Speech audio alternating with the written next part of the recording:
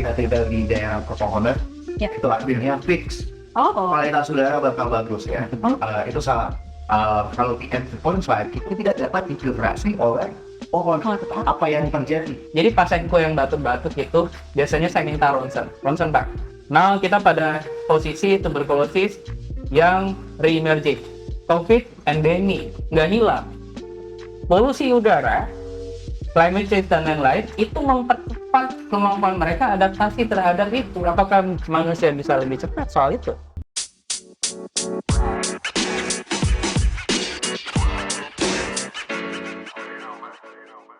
Dan beberapa tahun yang lalu, banyak warga Jakarta yang mengira kalau Jakarta sedang terpapar.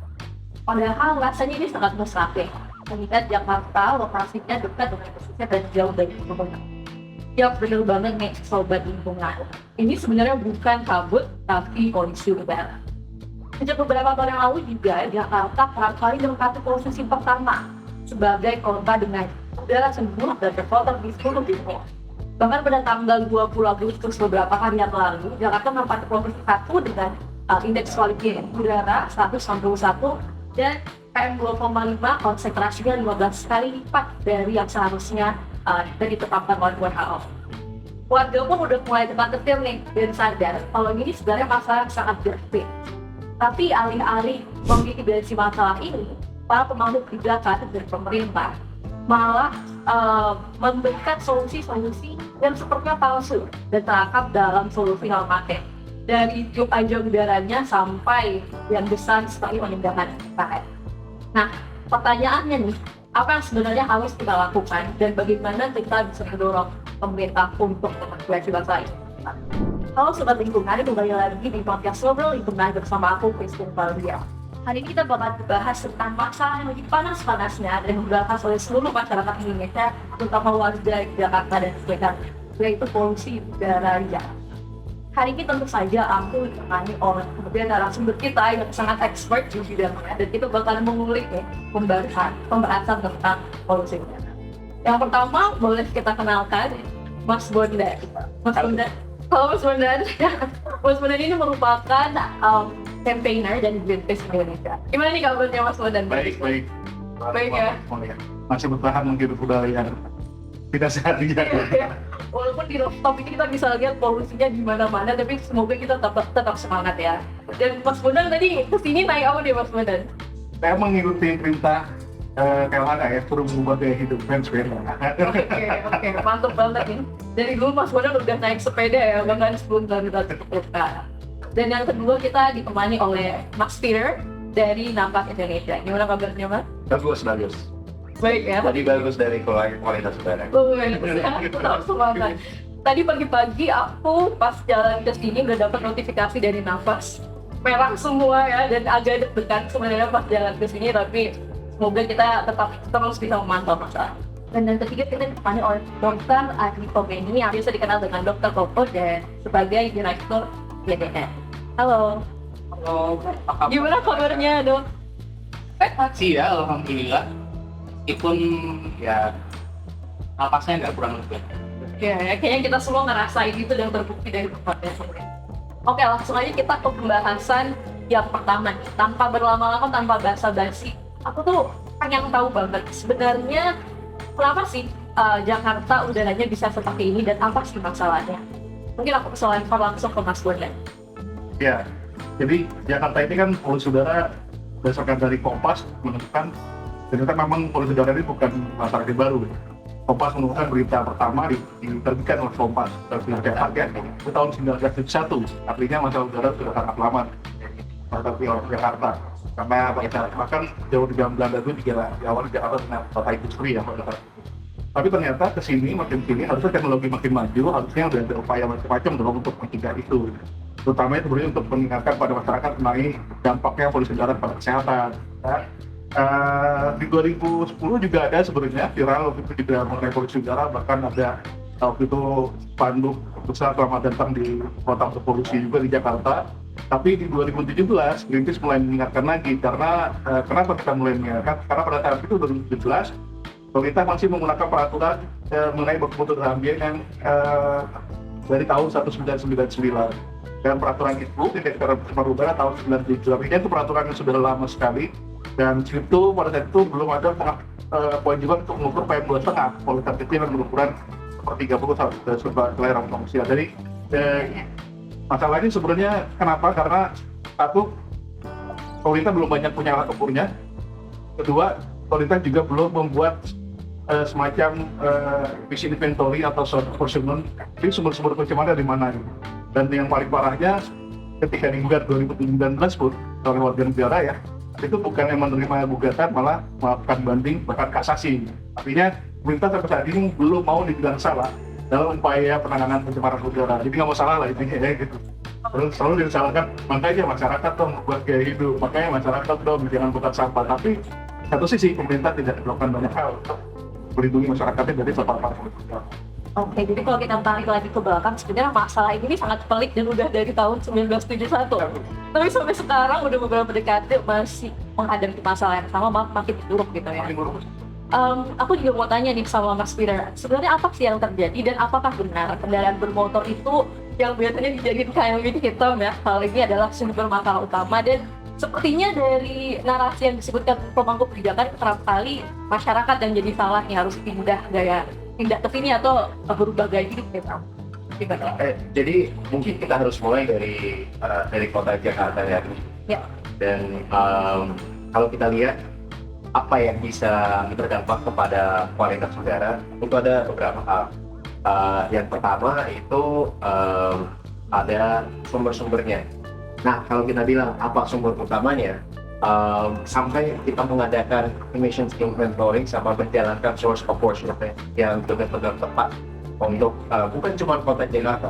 Kita sekarang di media yang besar-besar itu wah polusi di Jabodetabek, polusi di Jakarta, tapi Bandung polusi, Jogja polusi, Semarang polusi, Surabaya polusi. Itu dari jaringan nafas. Di Sumatera, Kalimantan, Sulawesi belum ada sensornya dari kita, jadi mungkin di situ ada polusinya juga.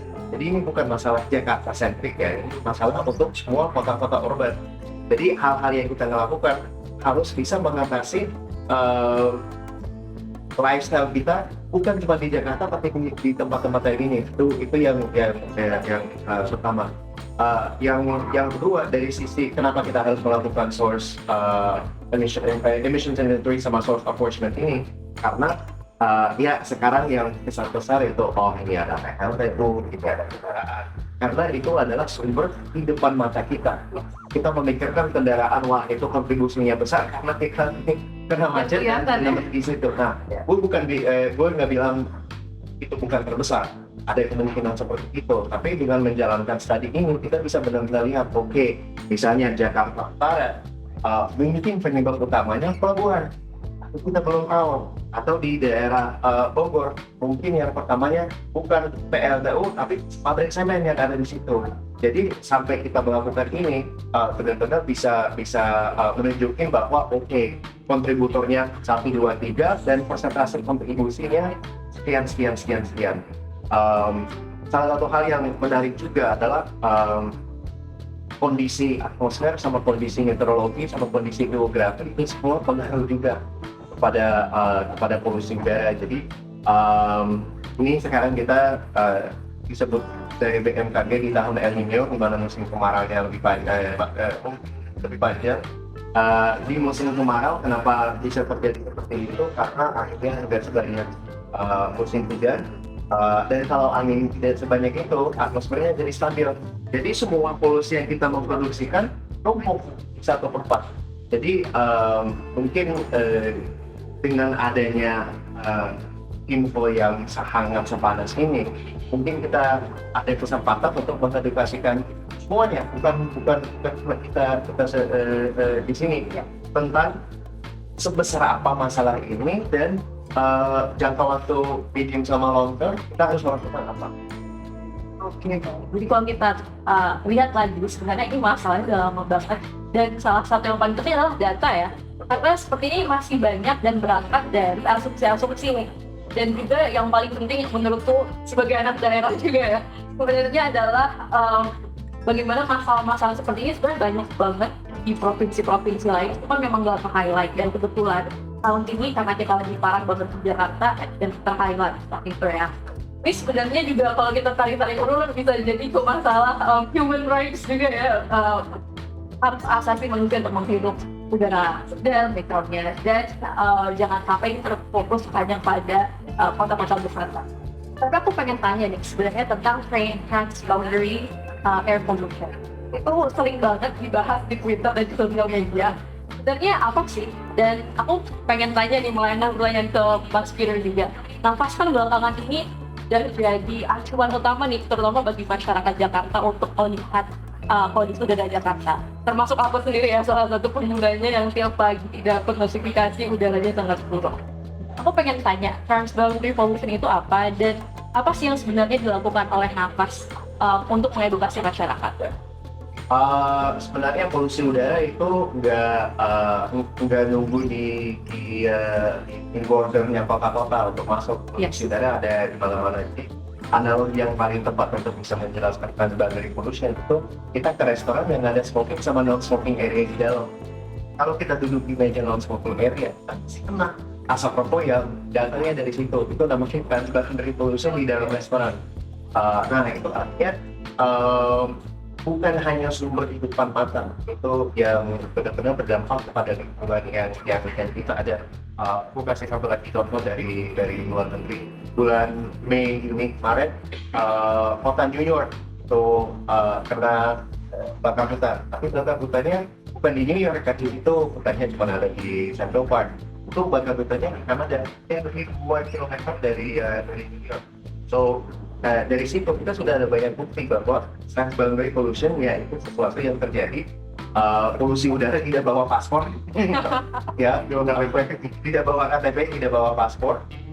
Dan kalau kita melihat strategi penanganan polusi udara, jangan kita hanya lihat untuk mengatasi hal yang di depan mata, tapi harus melihat secara keseluruhan semua sumber-sumber yang ada. Nah, jadi gimana nih Nafas mengedukasi masyarakat lewat aplikasinya terutama ya? Jadi kita sudah memasang hampir 200 sensor kualitas udara di 15 kota, ada di Jabodetabek, Bandung, Semarang, Jogja, Bali, Surabaya, dan mudah-mudahan dengan data itu kita mengutamakan daerah residensial. Kenapa kita mengutamakan daerah residensial? Karena kalau diminta dipaksa di daerah industrial, ya kita sudah tahu di situ polusinya bakal ada. Tapi di daerah residential kita ke rumah, kita ke kompleks, kita memikirkan bahwa wah kita sudah di tempat nyaman kita. Dan artinya di sini aku nggak lihat PRTU nggak ada di kompleks saya, pabrik nggak ada di kompleks saya, jalan tol nggak ada di kompleks saya, pelabuhan nggak ada di kompleks saya, di Ancol ada ya. Ya di Bintaro misalnya nggak ada. Jadi out of sight, out of mind. Nah dengan adanya data ini yang dibilang sesuatu yang invisible, kita bisa lihat bahwa ini adalah masalah kita semua, bukan hanya di daerah yang benar-benar kawasan polusi ya. Jadi dengan adanya data, kita menginformasikan kepada teman-teman apa mereka bisa melakukan dalam kehidupan sehari-hari mereka. Jadi salah satu informasi yang kita selalu kasih itu step pertama untuk mengadaptasi kehidupan kita di kota yang berpolusi itu cek udara. Seperti kita bulan Januari misalnya kita cek cuaca sebelum keluar untuk melihat apakah akan hujan atau enggak, baik bawa payung atau enggak, bawa jas hujan atau enggak. Sama sekarang dengan kualitas udara, kita cek pagi kurang bagus, ya udah adaptasi kehidupan sehari-harinya. Kalau bagus, sama kita adaptasi. Maybe bukan work from home, tapi work from outside. Kayak work from cafe, work from tempat yang di luar, karena di saat itu kualitas udaranya bagus. Hal terakhir tentang ini, polusi udara sama kualitas udara itu adalah sesuatu yang khawatir sekali. Jadi kalau pagi bisa merah, sore bisa hijau, malam bisa ungu lagi, dan seperti itu. Jadi aku garis bawahi pentingnya untuk pengecekan ini karena tidak ada satu tren yang benar-benar kita bisa follow, misalnya setiap hari jam 7 bakal begini atau setiap hari jam 3 bakal begini. Nah, dengan adanya data kita benar-benar bisa adaptasi berbagai ruang. Oke. Jadi pentingnya raising awareness masyarakat terutama lewat data ya. Dan datanya ini data real time karena setiap pergantian waktu itu bisa jadi berubah-ubah gitu ya. Tapi ada nggak sih asumsi-asumsi tertentu, misalnya nih masyarakat ngirain pagi-pagi itu cerah dan segar, tapi ternyata udaranya buruk. Ada nggak asumsi-asumsi seperti itu yang berhasil dipantau? Banyak. Ada 3 asumsi utama. Yang pertama itu kalau kita tinggal di daerah pepohonan, itu artinya fix kualitas udara bakal bagus ya. Itu salah. Kenapa ini salah? Karena kalau kita lihat dari sisi biologi dan dari sisi kimia, polusi yang kita obrolkan sekarang itu particulate matter PM2.5 bukan gas. Kalau PM2.5 itu tidak dapat difiltrasi oleh pohon. Apa yang terjadi? Ada daun dan yang terjadi namanya deposisi. Jadi partikel-partikel ini suka tempel kepada daun ini. Itu adalah alasan kenapa di kawasan industri atau di dekat pabrik sana semua pohonnya abu-abu karena partikelnya sudah tertempel dan perlu diisi oleh hujan. Jadi kalau kita bilang untuk memperluaskan ruang terbuka hijau, iya itu harus. Yes. Itu harus karena untuk lifestyle kita itu dampaknya positif. Tapi sebagai solusi untuk polusi udara tidak benar. Itu yang pertama. Yang kedua seperti Anda sebut tadi, kualitas udara yang pagi hari itu paling segar. Nah, mungkin kita bangun dan kita yang segar, tapi ternyata dari data yang kita ada di tengah malam polusi udaranya bakal turun. Dan itu balik lagi kepada hal yang terkait dengan meteorologi sama atmosfer. Ada sesuatu yang namanya planetary boundary layer atau atmospheric boundary layer di atmosfer kita. Nah, kenapa ini penting? Karena planetary boundary layer-nya itu naik turun tergantung dari suhu bumi. Jadi misalnya tengah malam suhu buminya lebih dingin ya. Jadi atmospheric boundary layer-nya turun. Nah, konsentrasi PM2.5-nya tidak bisa tembus. Jadi kalau ini fisika ya. Kalau volumenya jadi lebih kecil tapi jumlah polusinya sama, itu konsentrasinya jadi lebih tinggi. Nah, di tengah hari ini boundary layer-nya naik. Jadi dari datanya yang ada, kalau kita lihat ada sama tren namanya diurnal trend.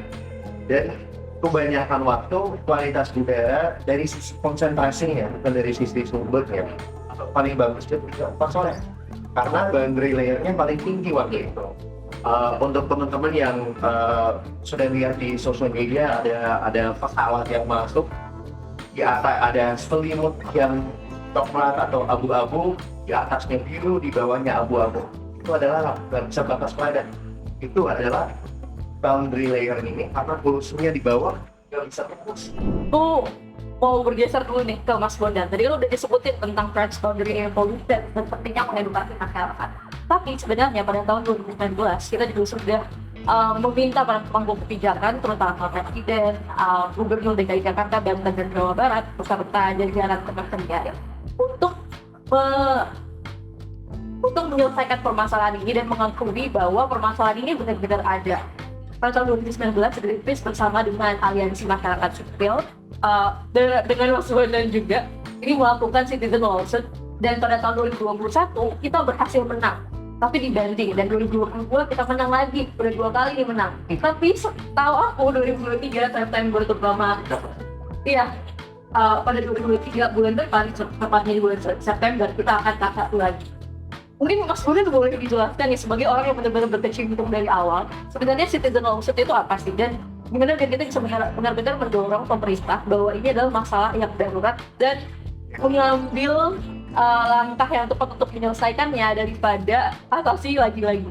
Sejauh ini negara warga negara, citizen lawsuit ya, yang warga negara menggugat pemerintah melaksanakan tugasnya. Ini bukan ganti rugi ya, bukan kita masyarakat ganti rugi tanah atau apa, tapi inilah anggota warga negara yang meminta pemerintah melaksanakan tugasnya memberikan hak atas udara bersih sebelumnya. Dengan cara apa? Pemerintah membuat banyak langkah, hanya memberikan peringatan gitu kan pada masyarakat. Bahkan data yang terakhir di DKI Jakarta justru peringatan selalu pelannya, ini sangat menyedihkan. Jadi di 2023 ada data tahun 2022, kita menghirup udara di lubang buaya ya, hasil di lubang buaya itu 35% sudah sehat dalam 1 tahun. Bayangkan ini tapi diumumkan di tahun 2023, artinya udah masuk kita paru-paru dong, tapi diumumkan tahun depan. Ini sungguh upaya yang sangat telat, dan itu kenapa juga tentu dilaksanakan, dan karena kebijakan ya masih belum progres untuk melihat tadi World Guideline dan konsensusnya WHO, mengingat dampaknya sangat signifikan pada kesehatan. Oke. Jadi update-nya Citizen Lawsuit sekarang nih kayak gimana nih? Masih kasasi. Jadi sekarang lagi viral, Presiden bikin rapat terbatas, DPR RI panggil KLHK. Harus diingat bahwa ada kasasi yang masih diambil oleh Presiden dan KLHK. Artinya justru kalau saya bisa bilang, langkah saat ini masih kontraproduktif dengan apa yang diambil dengan kasasi itu. Kenapa? Karena sejatinya kasasinya Presiden dan KLHK itu kan nggak mau dibilang salah. Karena hakim sudah bilang, Anda bersalah loh, tidak memberikan masyarakat, memberikan data mengenai kondisi udara, tidak memberikan peringatan, segala macam. Tapi justru ditolak putusan itu dengan melakukan apa? Dengan kasasi lagi. Kasasi di awal tahun 2023 ini, dan harusnya September ini kita menerima putusannya ya. Mudah-mudahan kita menang lagi 3-0. Tapi harapannya nggak hanya menang, tapi juga ada langkah nyatanya. Dan langkah nyatanya juga, ya tadi saya bilang kan, banyak masih solusinya masih yang palsu, bukan pada akar masalahnya apa. Kalau kita lihat lagi, sebenarnya Citizen Lawsuit ini cuma minta pemerintah buat benar-benar melakukan tugasnya ya, bukan nggak ada kompensasi atau hal-hal yang lainnya yang harus dilakukan seperti itu. Nah tadi berkaitan banget nih sebenarnya, kalau misalnya dari pemerintah kita udah tuntut tapi belum berubah. Di satu sisi lainnya, kita bisa lihat kalau Jakarta ini kan memang dikelilingi oleh sumber polutan ya. Bahkan dikelilingi oleh 16 PLTU. Di Jawa dan Bali sendiri sebenarnya, listrik sendiri itu dikabarkan bahwa oversupply nih. Tapi kita punya banyak PLTU. Dan bahkan jika masyarakat ingin melakukan atau membuat panel surya sendiri di rumah masing-masing, itu juga ada batasan-batasan tertentu yang sepertinya mempersulit dari pemerintahnya yang nggak mau disalahkan, tapi masyarakatnya pada saat ingin melakukan perubahan ini juga sangat-sangat terbatas. Nah, kalau dari Mas Bondan nih sebenarnya gimana sih, aku balik lagi ke Mas Bondan? Ya, bagian itu langkah tadi solusi palsunya ya. Sudah jelas datanya mengatakan itu data Jakarta udah 2 tahun berturut-turut tercemar status mutu udaranya, dan solusi yang ditawarkan pemerintah apa? Mengganti kendaraan listrik tapi tanpa memperbaiki transportasi umumnya. Kemudian juga meminta masyarakat pakai kendaraan umum, tapi kendaraan umum juga belum punya fasilitas yang baik, dan belum ada langkah nyata. Salah satunya adalah penggunaan transisi energi bersih. Sama saya bilang itu tadi ya, bukanlah memberikan katakanlah masyarakat Jakarta untuk mengganti ke energi terbarukan, katakanlah solar panel ya. Kalau saya bilang seperti itu, di sub ada sekitar 7 miliar yang dikeluarkan untuk mengganti kendaraan konvensionalnya menjadi kendaraan listrik. Kenapa itu nggak dialihkan saja kepada memberi subsidi kepada warga Jakarta yang masih pakai listrik di bawah 900 sebenarnya? Yang itu tidak dikasih aja untuk pakai solar panel misalnya, sehingga mereka tidak terbebankan itu biaya listriknya gitu. Terus lagi-lagi kita sudah over capacity, tapi justru banyak PLTU batubara yang dibangun lagi, tapi di luar grid. Ada namanya PLTU captive, yaitu di luar grid yang kita pakai. Ini masih dibolehkan di bawah Perpres 112 2022. Jadi ini solusi palsu gitu ya. Bahkan masyarakat Jakarta yang mau pasang solar panel aja itu dibatasi. Jadi batasnya adalah tidak boleh masang 10-15% dari kapasitas terpasang. Katakan saya punya listrik 2.200, saya tidak boleh memasang listrik kapasitasnya di atas 15% dari kapasitas yang saya pasang. Artinya kan masyarakat mau beralih nih ke keluarkan, tapi harus kebijakan yang bukan lagi gitu. Kebijakannya bertolak belakang. Nah, kita bisa lihat bahwa banyak sekali sebenarnya solusi-solusi palsu, tapi kita hold dulu, nanti kita akan bahas di akhir. Aku pengen balik lagi nih ke Dr. Tompo. Sebenarnya gimana sih udara kotor di Jakarta ini berdampak buruk kepada masyarakat? Tadi udah sempat disebut sedikit tentang PM 2,5, mungkin boleh di spill dikit aja, karena nanti di episode selanjutnya kita bakalan fokus ngomongin tentang kesehatan masyarakat. Jadi gini, tadi udah disampaikan sama Pak Bambang ya, bahwa there's no safe zone sebenarnya. mau angkanya berapapun, mau partikulatnya apa dan seterusnya, source-nya dari mana. Polusi udara ya polusi, sama kayak sampah tetap berbahaya. Masa kayak PM2,5, PM10, PM berapa lah seterusnya ya, gas tertentu, itu semua punya konsekuensi kepada kesehatan manusia. Dan manusia ini tidak dibeda-bedakan, mau dia penghasilannya les 1 juta sebulan, 1 sampai 5, 5 sampai 10, di atas 10, kita tuh menghirup udara yang sama. Ya, kecuali kalau Anda bawa balon sendiri gitu ya, itu tapi kan kita berhirup udara yang sama. Mau pengusahanya atau buruhnya, mereka dapat udara yang sama ya. Jadi kalau kita bisa koreksi situasi di mana polusi ini mengumpung kita, ya itu berarti kita yang dapat kemerdekaan itu sama-sama merdeka dari konsekuensi buruk menghirup udara yang berpolusi itu. Risiko penyakit jantung bisa kita tekan, risiko penyakit paru-paru kita bisa tekan, risiko stunting bisa ditekan. Kenapa stunting banyak di kota? Karena polusi udara itu terkorelasi erat dengan low birth weight, ya. Karena sirkulasi plasenta ibunya itu, ya, kiriman nutrisi dari ibu ke anak juga itu terganggu. Obesitas naik kalau polusi makin tinggi. Terus anxiety, anger.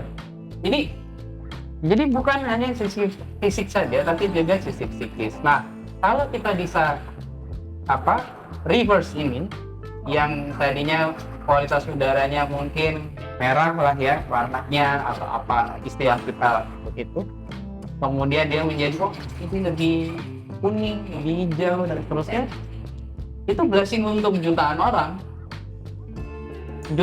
yang sama. Pejabat ada di situ, rakyat jelata ada di situ, dokter ada di situ, insinyur di situ, kita semua yang involved besar. Dan karena itu just to clear bahwa ini ya kita hanya 1-2 stakeholder saja yang terlibat. Ini bukan urusannya Kementerian Lingkungan Hidup saja, bukan urusannya Greenpeace saja ya Mas Bondan, bukan urusannya nafas saja dan lain-lain, bukan urusannya dokter saja bahkan. Karena kita menghirup udara yang sama, mau dia PNS, ASN, mau dia wira swasta dan lain-lain, you got same ya.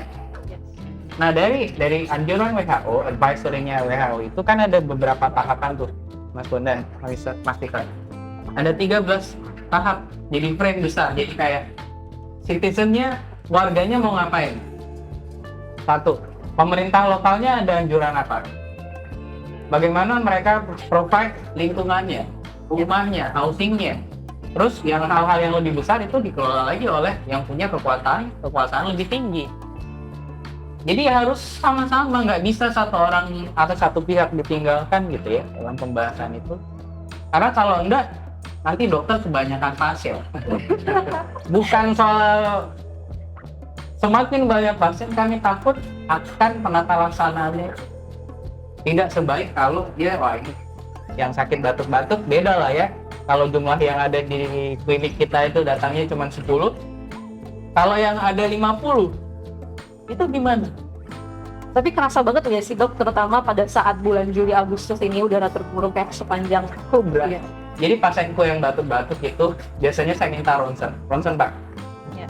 Nah kita pada posisi tuberkulosis yang re-emerging ya.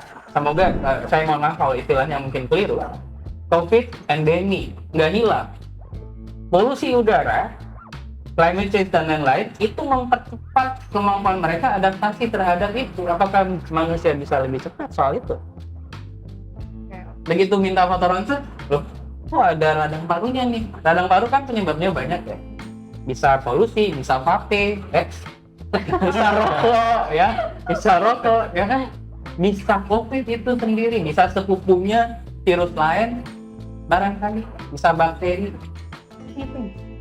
nanti polusi udara yang mengungkung kita itu mempercepat perburukan ini semua dan menghambat pemulihannya. Jadi orang-orang yang kita treat misalnya TBC, kita punya target bulan Desember, tapi karena dihajar terus paru-parunya dengan polusi yang lain, akan pulih jadi kan bisa jadi 9 bulan masa pengobatan itu kalau dia tahan, atau rumahnya jadi nggak kembali. Jadi banyak sekali dampak di belakang yang sebenarnya harus kita diselesaikan di awal. Prevensi penyakit, promosi kesehatan. Di sini semua orang duduk, duyuk, rukun. Itu sih yang kan. Jadi jangan, ya, citizen lawsuit itu membuktikan bahwa argumen dari teman-teman Greenpeace itu mantap, bisa diterima oleh hakim. Tapi kemudian tadi sama itu terus implikasinya apa setelah itu? Dia kan cuma seperti semacam dorongan moral aja kan Mas ya. Pada akhirnya ini harus bicara realnya apa nih? Moralnya udah ada, realnya mau ngapain sih kan? Because we back in same birth, same country, same cities. Mau kira-kira itu? Nah, aku mungkin mau langsung tanya aja ke Mas Bondan, terutama mengenai solusi semua yang sekarang ada dan sebenarnya best practice seperti apa nih yang harus kita ambil? Ya, solusi nyatanya tadi yaitu yang Peter bilang harus ada data, buka datanya ke publik, tahu memang transportasi, berapa persen sih transportasi dan apa yang dilakukan untuk mitigasi transportasi itu. Kemudian selain transportasi pasti ada data yang lain, sumber yang lainnya. Dan itu buka pada masyarakat. Saat ini mungkin orang nggak tahu ada berapa sih industri di Jakarta, ada berapa terowong sih yang ada gitu, legal dan ilegal. Itu ada tanya ke masyarakat, dan masyarakat tidak dikasih terlibatan untuk memantau bersama sebenarnya dan lakukan itu pelaporan, karena yakin bisa jadi mungkin kapasitasnya nggak ada KLH atau DLH ini melakukan monitor semua gitu kan. Libatkan masyarakat untuk foto, sedar foto di mana yang kemari, sehingga langsung dilakukan inspeksi gitu ya. Tapi lagi-lagi jangan harus nunggu viral gitu kan, harusnya itu sudah jadi tugasnya. Terus yang lainnya adalah selain buka data,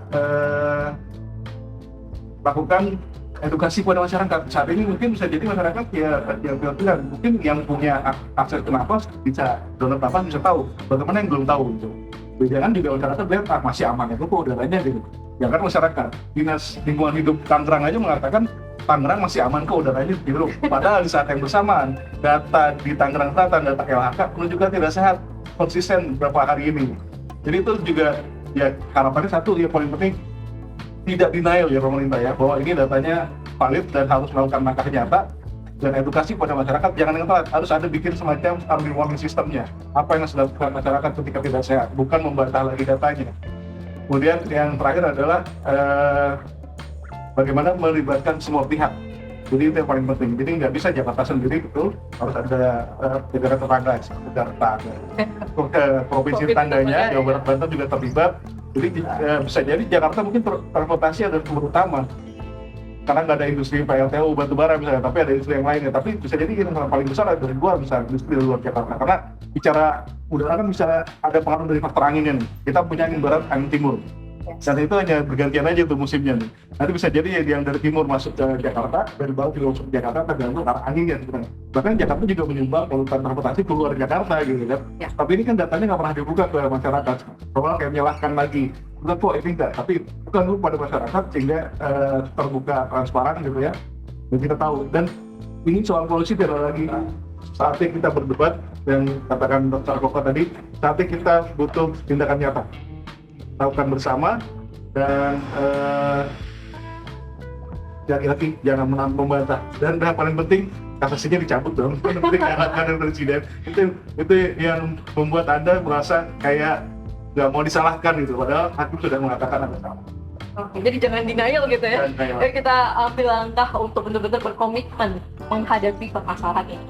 Ini juga nggak cuma ke pemerintah ya, tapi maksudnya ke masyarakat juga. Jadi dari pemerintah tidak denial kalau ini memang adalah permasalahan besar dan menjalankan tugas yang seharusnya seperti buka data dan lain-lain, dan masyarakat juga mungkin mulai mengedukasi diri dan mendorong pemerintah untuk sama-sama bekerja untuk men-tackle permasalahan polusi. Mungkin dari Mas Peter boleh bantu nggak? Apakah ada nih solusi dari negara lain? Tadi di belakang layar kita juga sempat ngobrol tentang buku Clearing the Air ya. Apakah ada best practice yang mungkin kita bisa contoh? Yang best practice mulai dari emissions inventory itu. Ya. Karena ya negara yang negara Cina ya, mereka bisa mengatasi masalah polusi udara dengan cara tertentu. Tapi apa yang mereka lakukan? Mereka ngelihat benar-benar sumbernya seperti apa. Aku kasih satu contoh. Beijing, kota Beijing. 5 tahun ke belakang itu posisinya jauh di atas Jakarta di ranking tahunan pencemaran udara. Dan mereka melakukan banyak banget hal. Satu hal yang mereka melakukan yang lumayan menarik itu di daerah Beijing dan daerah Metro Beijingnya itu 2 kali lipat dari Jabodetabek besar ya. Mereka install 1000 sensor seperti yang diinstal Nafas yang dipakai sebagai cara ngelihat hotspot di kotanya gimana. Nah, mereka kirim satgas polusi udara dengan reference monitor ke situ. Dan mereka dari data itu bisa lihat, oh ternyata pabrik 1, 2, 3 langsung denda di situ. Nah, apa yang bisa terjadi dengan cara-cara seperti itu? Itu salah satu contoh dengan pakai data. Berarti solusinya ada nih sebenarnya, tinggal komitmen pemerintah saya.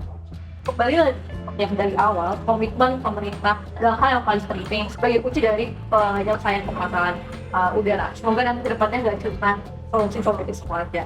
Jadi terima kasih banyak pada narasumber kita di sini, Mas Bondan, Mas Fira, dan Mas Tovan sudah meluangkan waktunya pagi-pagi dikelilingi oleh polusi di rooftop kali ini, tapi tetap semangat mengedukasi masyarakat. Nah, untuk sobat lingkungan, sampai ketemu di episode selanjutnya dan jangan lupa pantengin terus podcast Ngobrol Lingkungan di Spotify, YouTube, dan juga Google Podcast. See you next time.